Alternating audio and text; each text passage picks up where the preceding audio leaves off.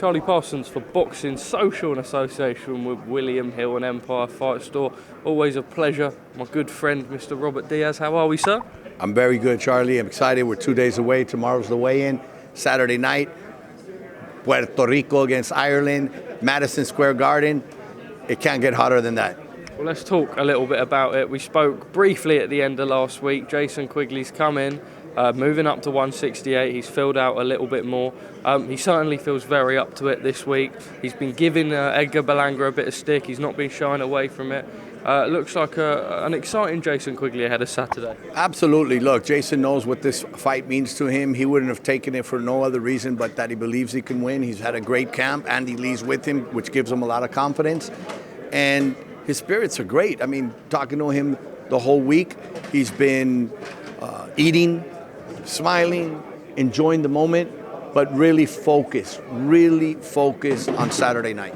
What do you make of Edgar? Obviously, we talk about those 16 first-round KOs, but then sort of moving forward, that he sort of stepped up and it hasn't been the knockout that he's hoping. I know he'll be looking forward to get back to that way. I know the team were expecting him to come out and be slightly explosive. You think he can come out and sort of, is it almost if Jason can weather the storm early? I believe so. Look, there's a lot of pressure on Edgar. New promoter, new network. He wants to go in there and impress his promoter, impress his fans, impress his people. But also, he's already talking about Canelo and talking about these other fights. It's a lot of pressure for a young man that still doesn't have the experience. That can only come with experience. How do you get the experience? You got to go through the fire. You got to go through hell. You got to get through it and come back. And I think that's what he's going to learn come Saturday night. He'll get, as we say, rounds of education. And we got to remember, boxing's a sport where one defeat doesn't bury you and end your career. It can actually better you. And I think that's what we'll see. If the hype is real, we'll find out Saturday night. And if it's not, he can learn and later fill in and grow to that hype. Robert, you mentioned Canelo. It looks like his next fight is going to be Charlo, something that was sort of in the mix for a while. I know Eddie's done a lot of his last fights, so he'll be going back to PBC for this one. It's a fight that a lot of the American boxing audience have certainly called for a while. I know that the Benavidez sort of fight was thrown up in the air. What do you make of the Charlo fight? I love it. As a fan, I really clamored. I mean, I think it's a fight that for years people said he wouldn't fight Charlo. That's the thing with Canelo. People say he wouldn't fight Golovkin, he wouldn't fight Bivol, he wouldn't fight Charlo, he won't. Now they're just saying he won't fight Benavidez. Now that he's fighting Charlo, they're saying, oh, but he won't fight Benavidez. Or it's like, I feel for him because it's almost like you can never please the fans. But that happens when you're on top, and that just shows he's still on top. He's still the face of boxing. You think at some point this Bivol rematch does need to happen? I don't think it needs to happen. I mean, obviously, Bivol would want it to happen to set this card straight, knowing Canelo.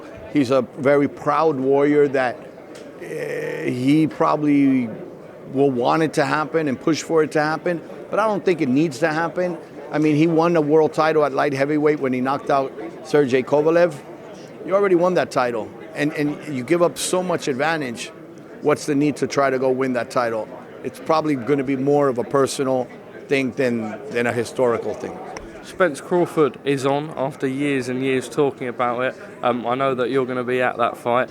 How exciting is it? I mean, boxing really is in a good place this year. We talk about maybe AJ Wilder at the end of the year, Tyson Fury, Alexander Usyk. We had Tank Garcia earlier on, Canelo-Charlo, which is a great fight, and Spence-Crawford, just an incredible one for real boxing purists. Absolutely, and that just shows boxing's better than ever, more alive than ever. You know, those people that always want to say boxing's dead and boxing's done. No, when the right fights are made, the best fight the best, the people will show up, the people will tune in, the people will support.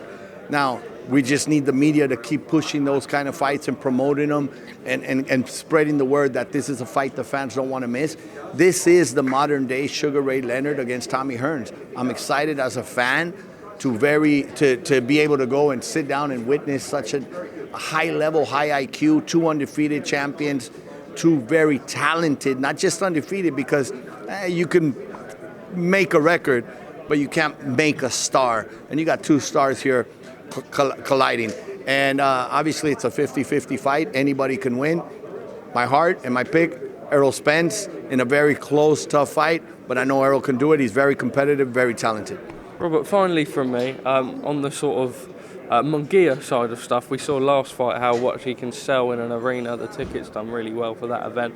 Maybe a slightly subpar performance on his behalf against Sergey Derevyanchenko. Next fight now, Charlie Sims has told me, John Ryder's manager, that they're pushing for that fight.